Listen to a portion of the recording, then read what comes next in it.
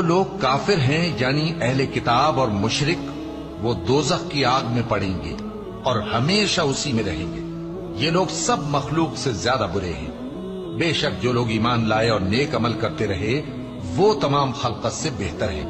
ان کا صلہ ان کے پروردگار کے ہاں ہمیشہ رہنے کے باغ ہیں جن کے نیچے نہریں بہ رہی ہیں. ہمیشہ ہمیشہ ان میں رہیں گے. اللہ ان سے خوش اور وہ اس سے خوش. یہ صلہ اس کے لیے ہے جو اپنے پروردگار سے ڈرتا ہے. سو میں نے تم کو بھڑکتی آگ سے خبردار کر دیا ہے.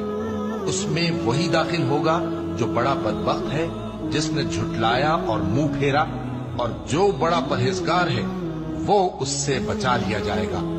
وہ جو اپنا مال دیتا ہے تاکہ پاک ہو اور اس لیے نہیں دیتا کہ اس پر کسی کا احسان ہے جس کا بدلہ اتارا جائے، بلکہ اپنے رب اعلیٰ کی رضامندی حاصل کرنے کے لیے دیتا ہے، اور وہ ان قریب خوش ہو جائے گا.